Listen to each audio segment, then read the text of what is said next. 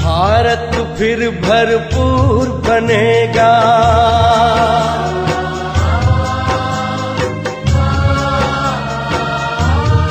ओ भारत फिर भरपूर बनेगा, कोई नहीं कमी होगी। हीरों से आकाश भरा, मोती से भरी जमीन होगी। भारत फिर भरपूर बनेगा।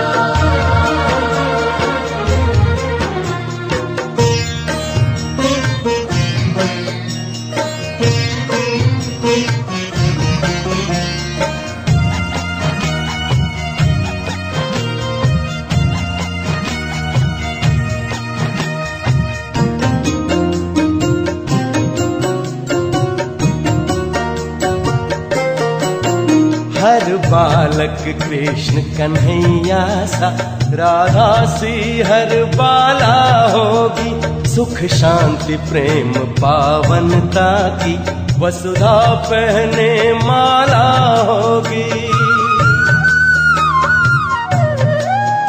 हर बालक कृष्ण कन्हैया सा, राधा सी हर बाला होगी।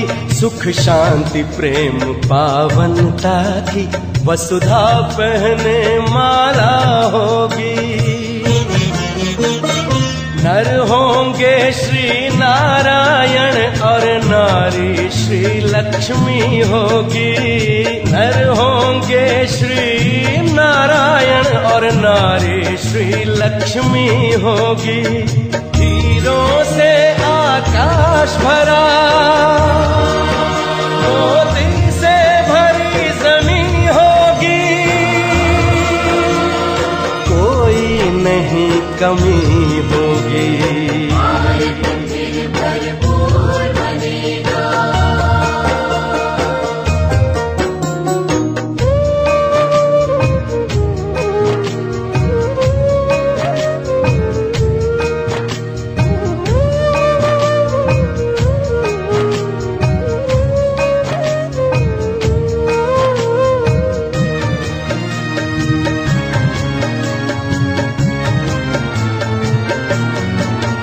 अब देर नहीं, भारत का सितारा विश्व भाल पर चमकेगा।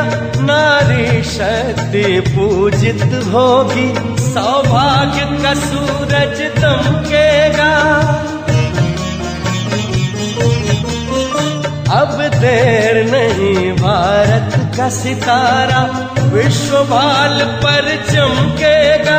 नारी शक्ति पूजित होगी, सौभाग्य का सूरज दमकेगा। सत धर्म के चारों पांवों पर सतयुग की सृष्टि थमी होगी। सत धर्म के चारों पांवों पर सतयुग की सृष्टि थमी होगी। हीरों से आकाश भरा, मोती से भरी जमीन होगी। कोई नहीं कमी होगी। भारत फिर भरपूर बनेगा।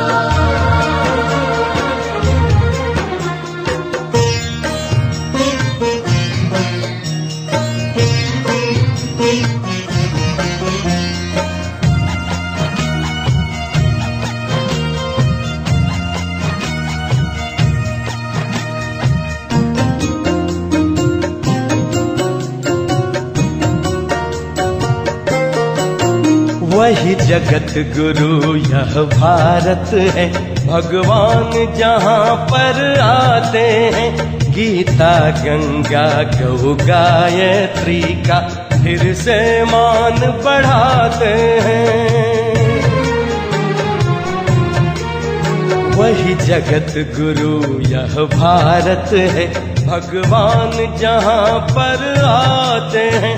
गीता गंगा गौ गायत्री का फिर से मान बढ़ाते हैं।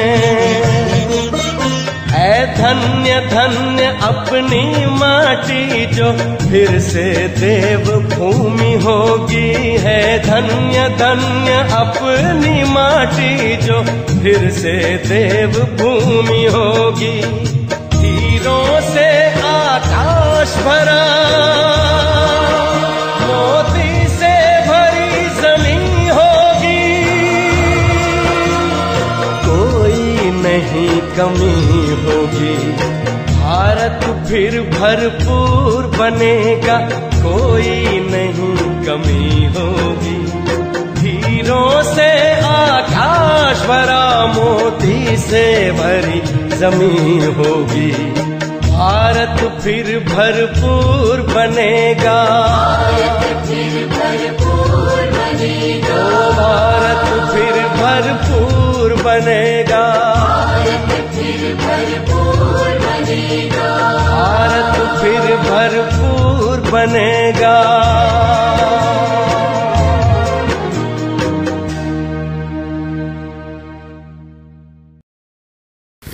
ఓం శాంతి. మురళీ డేట్ 10/6/2025. మధురమైన పిల్లలారా, మీరు శ్రీమతాన్ని అనుసరిస్తూ అందరికీ సుఖం ఇవ్వాలి. శ్రేష్టంగా అయ్యి ఇతరులను శ్రేష్టంగా చేసేందుకు మీకు శ్రేష్ఠ మతం లభిస్తుంది. ప్రశ్న: దయా హృదయులైన పిల్లల హృదయంలో ఏ అల వస్తుంది? వారు ఏం చేయాలి? దయాహృదయులైన పిల్లల మనస్సులో మేము గ్రామ గ్రామానికి వెళ్ళి సర్వీస్ చేయాలని అనిపిస్తుంది. ఈ రోజుల్లో పాపం మనుషులు చాలా దుఃఖంలో ఉన్నారు. వారి వద్దకు వెళ్ళి విశ్వంలో పవిత్రత, సుఖశాంతి, దైవీ స్వరాజ్యం స్థాపన అవుతూ ఉంది. ఇది అదే మహాభారత యుద్ధము. తప్పకుండా ఈ సమయంలో తండ్రి కూడా ఉన్నారు. ఇప్పుడు కూడా తండ్రి వచ్చారు. ఈ సంతోషకర వార్తను అందరికీ వినిపించండి. ఓం శాంతి. మధురాతి మధురమైన పిల్లలు ఇక్కడ కూర్చొని ఉన్నప్పుడు మేము ఈశ్వరీయ సంతానమని తప్పకుండా భావిస్తారు. స్వయాన్ని తప్పకుండా ఆత్మగానే భావిస్తారు. శరీరం ఉన్నందువలన ఆత్మ దాని ద్వారా వింటుంది. తండ్రి శరీరాన్ని అప్పుగా తీసుకున్నారు, అందుకే వినిపిస్తూ ఉన్నారు. మేమిప్పుడు ఈశ్వరీయ సంతానము లేక ఈశ్వరీయ సాంప్రదాయము తర్వాత దైవీ సాంప్రదాయంగా అవుతామని ఇప్పుడు మీరు అర్థం చేసుకున్నారు. స్వర్గాధికారులుగా దేవతలే ఉంటారు. మనం మళ్ళీ 5000 సంవత్సరాల క్రితం వలె దైవీ స్వరాజ్యము స్థాపన చేస్తూ ఉన్నాము. మళ్ళీ మనం దేవతలుగా అవుతాము. ఈ సమయంలో పూర్తి ప్రపంచం, విశేషంగా భారతదేశంలోనే మానవ మాతృలందరూ పరస్పరం దుఃఖాన్ని ఇచ్చుకుంటున్నారు. సుఖధామం కూడా ఉంటుందని, ఒకప్పుడు ఉండేదని వారికి తెలియదు. పరంపిత పరమాత్మ వచ్చి అందరికీ సుఖశాంతులను ఇస్తారు. ఇక్కడ ప్రతి ఇంటిలో పరస్పరం దుఃఖాన్నే ఇచ్చుకుంటున్నారు. విశ్వమంతటా దుఃఖమే దుఃఖం ఉన్నది. ఇప్పుడు తండ్రి మనల్ని 21 జన్మలకు సదా సుఖవంతులుగా చేస్తున్నారని పిల్లలు మీకు తెలుసు. దుఃఖం ఎప్పటి నుండి ప్రారంభమైందో, మళ్ళీ ఎప్పుడు పూర్తి అవుతుందో వేరే ఎవరి బుద్ధిలో చింతన జరగదు. మనం ఈశ్వరీయ సాంప్రదాయస్తులుగా ఉండేవారమని, వాస్తవానికి పూర్తి ప్రపంచంలోనే మానవ మాతృలందరూ ఈశ్వరీయ సాంప్రదాయస్తులని మీ బుద్ధిలో మాత్రమే ఉంది. ప్రతి ఒక్కరూ వారిని తండ్రి అని పిలుస్తారు. ఇప్పుడు శివబాబా మాకు శ్రీమతం ఇస్తున్నారని పిల్లలు మీకు తెలుసు. శ్రీమతం ప్రసిద్ధమైనది. సర్వశ్రేష్టమైన భగవంతుందే సర్వశ్రేష్టమైన మతము. వారి గతి మతి భిన్నమైనదని మహిమ కూడా ఉన్నది. శివబాబా శ్రీమతము ఎలా ఉన్నా మనల్ని ఎలా తయారు చేస్తుంది, స్వర్గానికి అధికారులుగా చేస్తుంది. ఇతర మనుష్య మాతృలంతా నరకానికి యజమానులుగా చేస్తారు. ఇప్పుడు మీరు సంగమ యుగంలో ఉన్నారు. ఈ నిశ్చయం అయితే ఉంది కదా. నిశ్చయ బుద్ధి కలవారే ఇక్కడికి వస్తూ ఉంటారు. బాబా మనల్ని మళ్ళీ సుఖధామానికి యజమానులుగా చేస్తున్నారని కూడా గ్రహిస్తారు. మనమే 100% పవిత్ర గృహస్థ మార్గంలోని వారిగా ఉండేవారమని స్మృతి కలిగింది. 84 జన్మల లెక్క కూడా ఉంది కదా. ఎవరెవరు ఎన్ని జన్మలు తీసుకుంటారో, తర్వాత ఏ ధర్మాలు వస్తాయో వారి జన్మలు కూడా కొద్దిగానే ఉంటాయి. ఇప్పుడు మేము ఈశ్వరీయ సంతానమని పిల్లలు నిశ్చయం ఉంచుకోవాలి.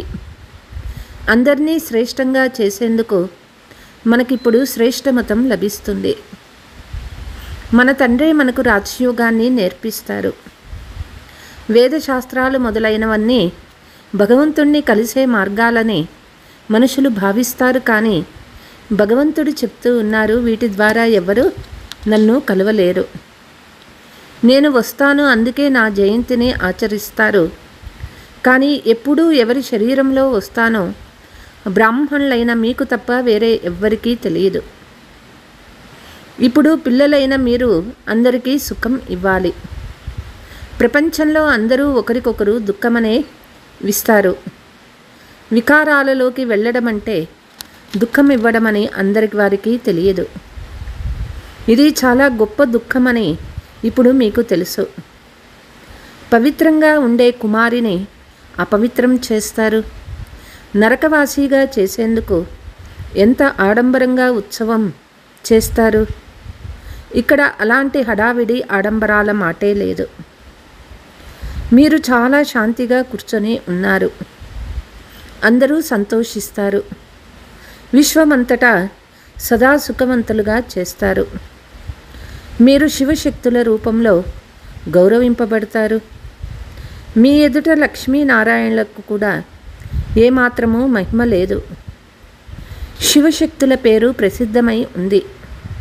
ఎందుకంటే తండ్రి ఎలా సర్వీస్ చేశారో అందరినీ పవిత్రం చేసి సదా సుఖవంతులుగా తయారు చేస్తారో అలా మీరు కూడా తండ్రికి సహయోగిలు అయ్యారు.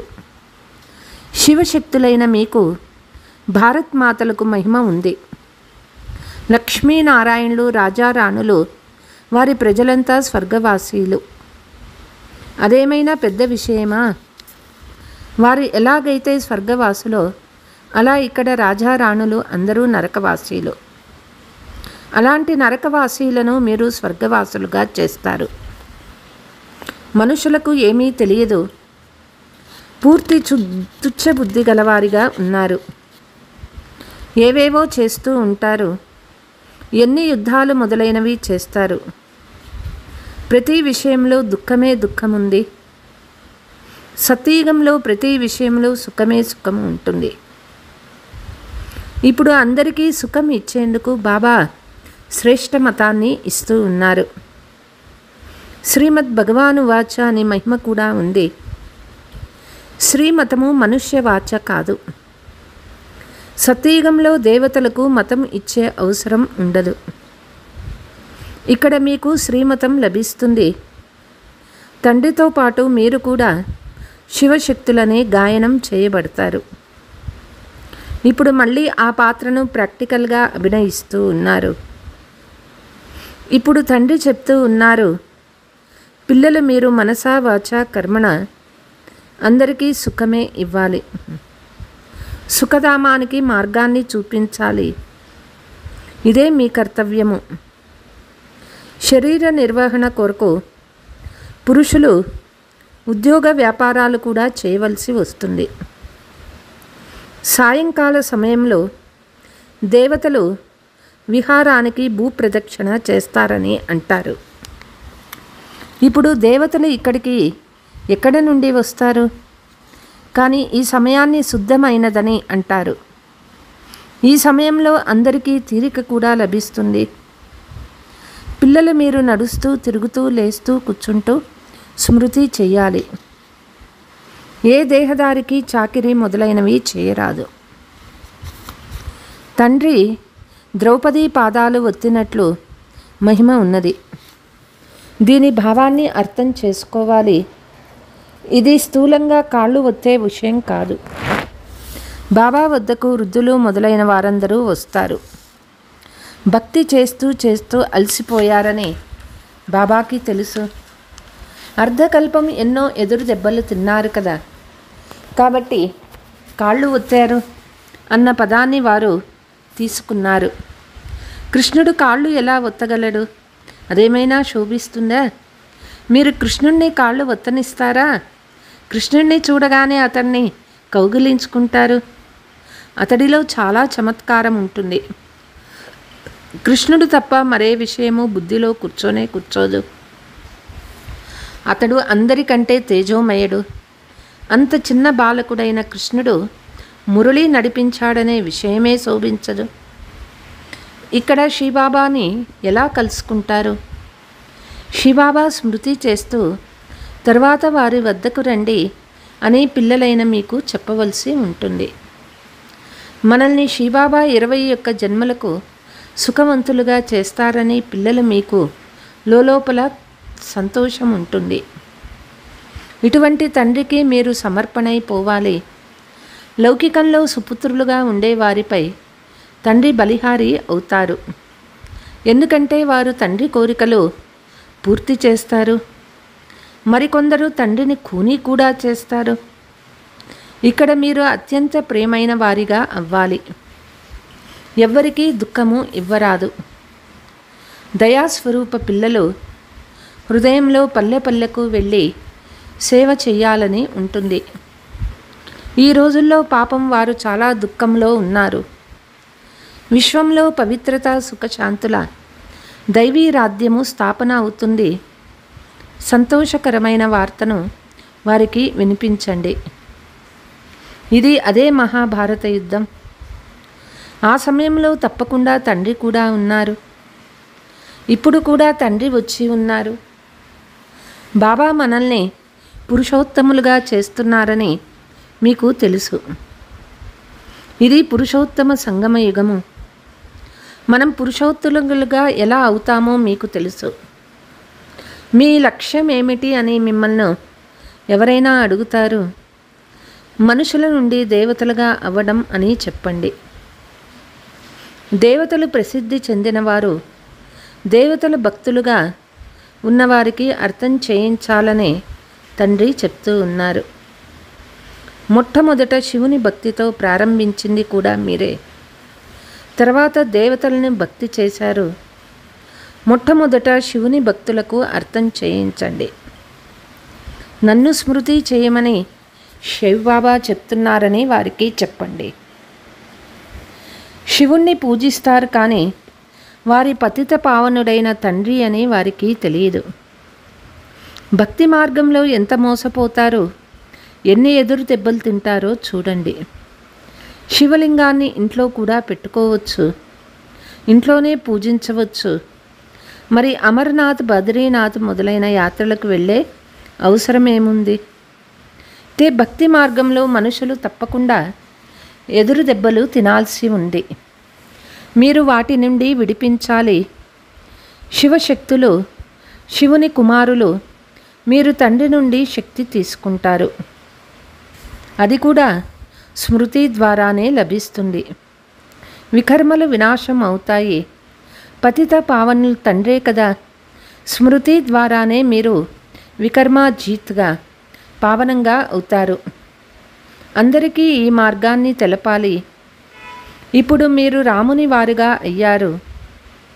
రామరాజ్యంలో సుఖం ఉంటుంది, రావణ రాజ్యంలో దుఃఖం ఉంటుంది.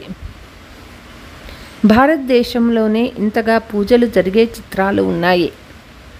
అనేక మందిరాలు ఉన్నాయి. కొందరు హనుమంతునికి పూజారులు, కొందరు ఇంకొకరి పూజారులు. దీనినే అంధవిశ్వాసం అని అంటారు. ఇంతకుముందు మేము కూడా అందులుగా ఉండేవారమని ఇప్పుడు మీకు తెలుసు. బ్రహ్మ, విష్ణు, శంకర్లు ఎవరో ఏమిటో ఇతనికి కూడా ఇంతకుముందు తెలియదు. పూజ్యులుగా ఉన్నవారే పూజారీలుగా అయ్యారు. సత్యయుగంలో పూజ్యులు, ఇక్కడ పూజారులు. బాబా ఎంతో బాగా అర్థం చేయిస్తారు. పూజ్యులు సత్యయుగంలో ఉంటారని మీకు తెలుసు. ఇక్కడ ఉండేదే పూజారులు కనుక వారు పూజలే చేస్తారు. మీరు శివశక్తులు. ఇప్పుడు మీరు పూజ్యులు కాదు, పూజారీలు కాదు. తండ్రిని మర్చిపోకండి. ఇది సాధారణ తనువు కదా. ఇందులో అత్యంత ఉన్నతమైన భగవంతుడు వస్తాడు. మీరు తండ్రిని మీ వద్దకు రమ్మని ఆహ్వానిస్తారు. బాబా రండి, మేము చాలా పతితులుగా అయిపోయాము. పాత పతిత ప్రపంచంలోకి, పతిత శరీరంలోకి వచ్చి మమ్మల్ని పావనంగా చేయండి అని పిల్లలు ఆహ్వానిస్తారు. ఇక్కడ పావనులు ఎవ్వరూ లేరు. పతితులందరినీ తప్పకుండా పావనంగా చేసి తీసుకువెళ్తారు కదా. కాబట్టి అందరూ శరీరాన్ని వదలాల్సి ఉంటుంది. మనుషులు ఎప్పుడైనా శరీరాన్ని వదిలితే ఎంతగానో దుఃఖపడతారు. మీరు సంతోషంగా వెళ్తారు. ఎవరు శివబాబాని ఎక్కువగా స్మృతి చేస్తారో చూస్తామని ఇప్పుడు మీ ఆత్మ రెస్ట్ చేస్తుంది. శివబాబా స్మృతిలో ఉంటూ ఉంటూ శరీరాన్ని వదిలితే ఎంత సౌభాగ్యము. నావ ఆవలి తీరానికి చేరిపోతుంది. ఇలా పురుషార్థం చేయిందని బాబా అందరికీ చెప్తూ ఉన్నారు. సన్యాసీలలో కూడా కొందరు అలాంటి వారు ఉంటారు. బ్రహ్మతత్వంలో లీనమయ్యేందుకు అభ్యాసం చేస్తారు. చివర్లో అలా కూర్చొనే శరీరాన్ని వదిలేస్తారు. నిశ్శబ్దము ఆవరిస్తుంది. సుఖమైన రోజులు మళ్ళీ వస్తాయి. అందుకే బాబా మీ వద్దకు రావాలి అని మీరు పురుషార్థం చేస్తారు. మిమ్మల్ని స్మృతి చేస్తూ చేస్తూ మా ఆత్మ పవిత్రమైనప్పుడు మీరు మమ్మల్ని మీ జతలో తీసుకువెళ్తారు. ఇంతకుముందు కాశీ కల్వట్ అంటే కత్తుల బావిలో దూకి అందులో కింద పెట్టిన శివలింగంపై పడి ప్రాణత్యాగము చేస్తారు. చాలా ప్రీతితో బలి అవుతారు. మేము ముక్తులమైపోయామని భావిస్తారు.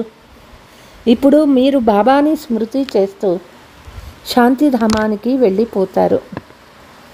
మీరు తండ్రిని స్మృతి చేస్తారు.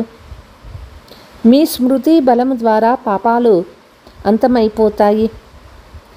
వారు నీళ్ల ద్వారా పాపాలు తెగిపోతాయనుకొని ముక్తి లభిస్తుందని భావిస్తారు. బాబా చెప్తూ ఉన్నారు, ఇవేవి యోగబలం కాదు. పాపాలకు శిక్షలు అనుభవిస్తూ వెళ్ళి జన్మ తీసుకుంటారు. మళ్ళీ కొత్తగా పాపాల ఖాతా ప్రారంభమవుతుంది. కర్మ అకర్మ వికర్మల గుహ్యగతిని బాబా కూర్చొని అర్థం చేయిస్తారు. రామరాజ్యంలో కర్మలు అకర్మలుగా అవుతాయి. రావణ రాజ్యంలో కర్మలు వికర్మలుగా అవుతాయి. అక్కడ ఏ వికారాలు మొదలైనవి ఉండవు. మధురాతి మధురమైన పువ్వుల వంటి పిల్లలకు బాబా మనకు అన్ని యుక్తులు, అన్ని రహస్యాలు అర్థం చేయిస్తూ ఉన్నారని తెలుసు. తండ్రిని స్మృతి చేయడమే ముఖ్యమైన విషయము. పతిత్ పావనుడైన తండ్రి మీ సన్ముఖంలో కూర్చొని ఉన్నారు. ఎంత నిరహంకారులు, ఎలాంటి అహంకారము లేదు. పూర్తి సాధారణంగా నడుస్తూ ఉంటారు. బాప్ దాదా ఇద్దరు పిల్లల సేవకులే. మీకు ఇద్దరు సేవాదారులు ఉన్నారు. సర్వశ్రేష్టమైన శివబాబా ప్రజాపిత బ్రహ్మ. వారైతే త్రిమూర్తి బ్రహ్మ అని అనేస్తారు. వారికి అర్థం తెలియదు. త్రిమూర్తి బ్రహ్మ ఏం చేస్తారో ఏమీ తెలియదు. अच्छा मीठे मीठे सिकीलते बच्चों प्रति मात पिता बाप दादा का याद प्यार और गुड मॉर्निंग. रूहानी बाप की रूहानी बच्चों को नमस्ते.